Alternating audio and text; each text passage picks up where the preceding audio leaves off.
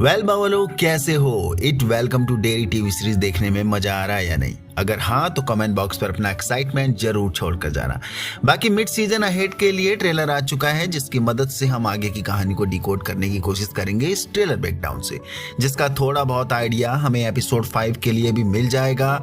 तो करते हैं शुरू मेरे कुछ अमेजिंग थ्योरीज के साथ। लेकिन उससे पहले वीडियो को लाइक करके हाइप बढ़ा दो वीडियो की, एंड नए लोग काम पसंद आने पर चैनल को सब्सक्राइब जरूर कर लेना। तो ट्रेलर के फर्स्ट सीन में हम लिली को देखते हैं, जो ह्यूमन वर्जन ऑफ पेनीवाइज को देख रही है।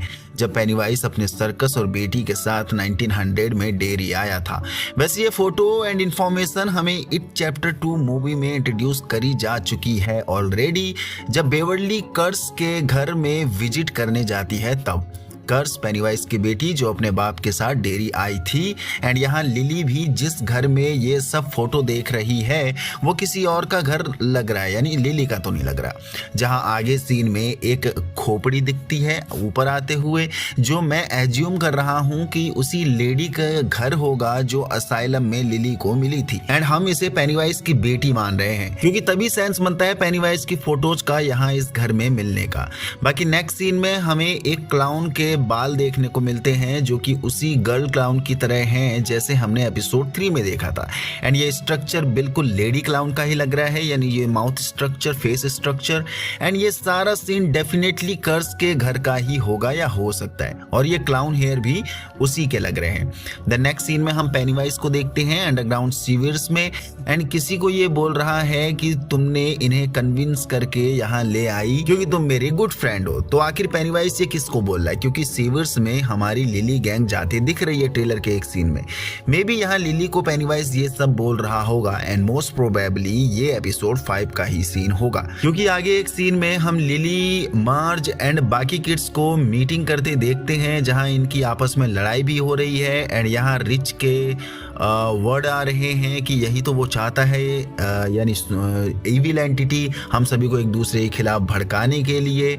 And in this meeting lily and सभी लोग डिसाइड करेंगे कि क्यों ना हम खुद पेनीवाइज को हंट करने जाएं, just like it chapter 1 movie, जब हमारी चिल्ड्रन गैंग पेनीवाइज को हंट करने जाती है उसी के घर में।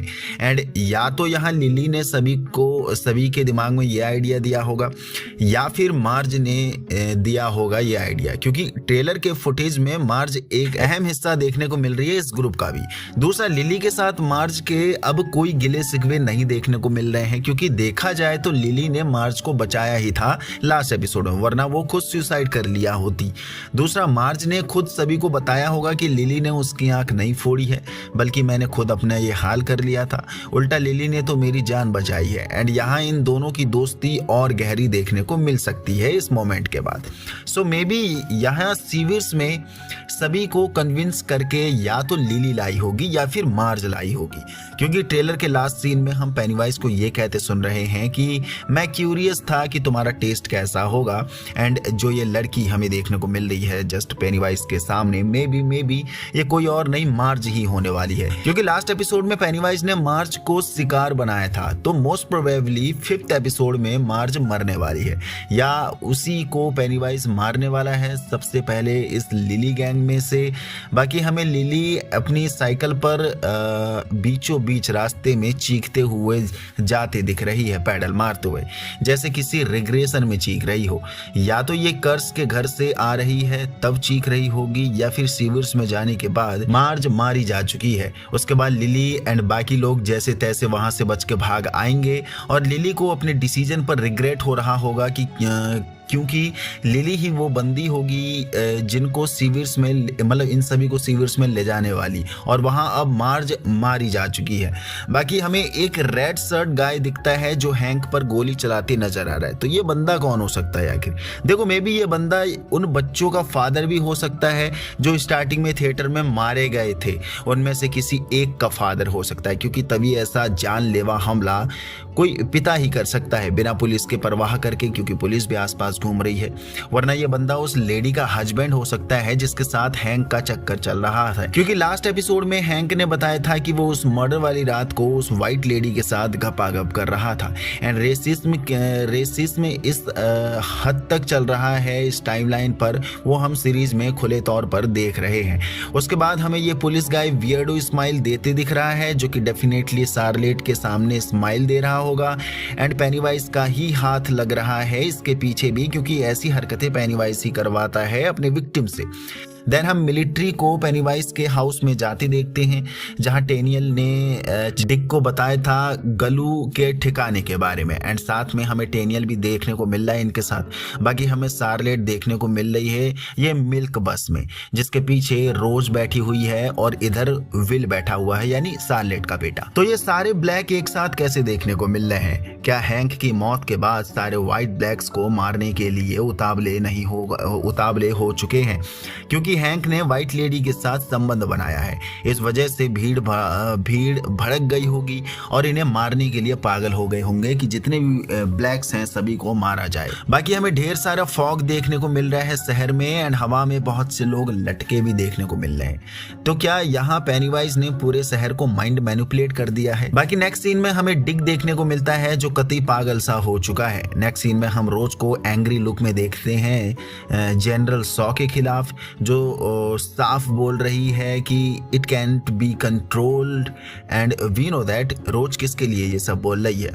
गलू के लिए, क्योंकि सॉ को गलू ही तो चाहिए एक वेपन की तरह इस्तेमाल करने के लिए, दुश्मन देश के खिलाफ या दुश्मनों के खिलाफ। बाकी नेक्स्ट सीन में हम डिक हैलोरन को प्रोवाइड किया गया हाउस को जलता हुआ देख रहे हैं, जहां बाकी एयरफोर्स सोल्जर अपने हाथ में गन लेते दिख रहे हैं बर्न हाउस की तरफ मुंह करके। एंड नो डाउट ये सारे व्हाइट सोल्जर्स होंगे जो डिक और उसके साथियों को बुली कर रहे होंगे या फिर इन्हें जला रहे हैं, यानी इनके घर को ही जला रहे हैं। मींस बात अब इस हद तक बढ़ गई है कि वो इन्हें सीधा मारना चाहते हैं, और ये जरूर वही वाले हादसे के बाद हुआ होगा जब हैंक को खुलेआम उस व्हाइट गाय ने मारा। एंड में भी जो हम थ्योरी बना रहे हैं कि लोग भड़क गए होंगे व्हाइट ब्लैक्स के खिलाफ, और ब्लैक्स को अब ये इराडिकेट करना चाहते हैं डेरी से। सो दैट्स वाई ये इस मोमेंट के बाद का सीन हो सकता है। बाकी हम लेरॉय हैनेलन को जनरल सॉ से बहस करते देख रहे हैं, क्योंकि शायद सॉ ने गलू को आज़ाद कर दिया है और अब शहर में मुसीबत और बढ़ गई है, जो कि हैनेलन की फैमिली को भी थ्रेट मिल रहा होगा इसके बाद। इसके लिए वो फ्रस्ट्रेशन में अपने सीनियर से ऐसे बात कर रहा है। द नेक्स्ट सीन में हम डिक हैलोरन को देखते हैं हाथ में गन लिए ये बोलते नजर आ रहे हैं कि you got my mind all fucked up right now. And definitely Dick को पेनीवाइज के द्वारा एक और इल्यूजन दिख रहा होगा, क्योंकि डिक के माइंड के साथ पेनीवाइज ही तो खेल सकता है, या यूं कहो कि गलू ही खेल सकता है, जो डेफिनेटली गलू को ही थ्रेट कर रहा होगा। बाकी नेक्स्ट सीन में डिक के आसपास उसके वही साथी दिख रहे हैं, लेकिन जले हुए दिख रहे हैं, जिनको नया घर दिया गया था, लेकिन उस घर में आग लगा दी गई है। तो कहीं डिक को छोड़कर उसके दोस्त उसी घर में तो मारे नहीं गए थे जब उन्होंने आग लगाया था, यानी व्हाइट सोल्जर्स ने उस घर में, और अब वही जले भुने दोस्त हॉन्ट कर रहे हैं अपने डिक हैलोरन को। तो ये था ट्रेलर ब्रेकडाउन मिड सीजन के लिए और नेक्स्ट एपिसोड 5 के लिए भी। बाकी हम और कुछ थ्योरीज के साथ फ्यूचर स्टोरी के लिए बात करने वाले हैं, क्योंकि काफी डेटा हमें प्रोवाइड हो चुका है। एपिसोड 5 में एक्चुअल क्या कहानी देखने को मिलेगी उस पर भी डिटेल में बात करेंगे नेक्स्ट वीडियो में। यहाँ तक पहुंच गए तो आपको वीडियो पसंद आए तो लाइक कर दीजिए, नए हो तो चैनल को सब्सक्राइब कर दीजिए।